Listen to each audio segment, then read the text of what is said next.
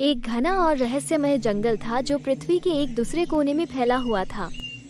इस जंगल का नाम सपनों का जंगल था।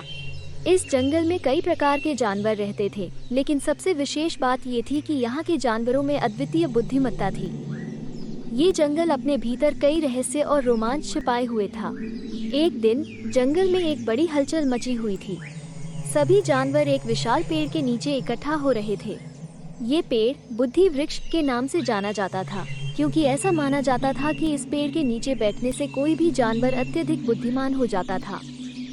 आज ये पेड़ विशेष रूप से चमक रहा था, जिससे सभी जानवरों का ध्यान उसकी ओर खींच गया था। मुख्य रूप से इस जंगल में 5 जानवर सबसे प्रमुख थे: शेर राजा अर्जुन, हाथी रामू, बंदर चीकू, तोता मीरा और हिरण सोनू।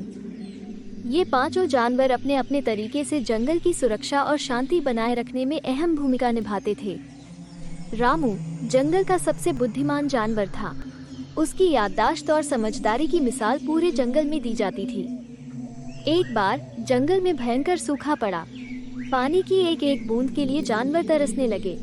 रामू ने सोचा कि अगर इसी तरह चला तो पूरा जंगल नष्ट हो जाएगा। उसने अपने दोस्तों चीकू, मीरा और सोनू के साथ मिलकर एक योजना बनाई।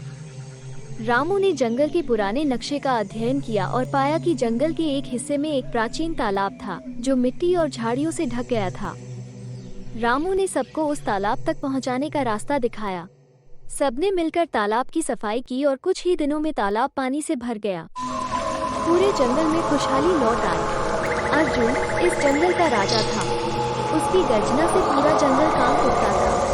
वो साहसी और बुद्धिमान था और उसने अपने शासनकाल में जंगल में शांति और व्यवस्था बनाए रखी थी। एक दिन जब अर्जुन अपनी गुफा में आराम कर रहा था, तभी अचानक उसने जंगल के किनारे से चीखी सुनी। वो तुरंत अपनी गुफा से बाहर निकला और उस दिशा में दौड़ा जहाँ से आवाजें आ रही थी। वहाँ पहुंचकर उसने देखा कि एक बाघनी अपने बच्चों के साथ फंसी हुई थी।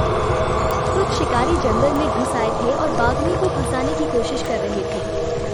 अर्जुन की आंखों में गुस्से की लहर दौड़ गई। उसने जोरदार गर्जना की और शिकारी डर के मारे भाग खड़े हुए। अर्जुन ने बाघनी को बचाया और उसके बच्चों को सुरक्षित स्थान पर पहुंचाया।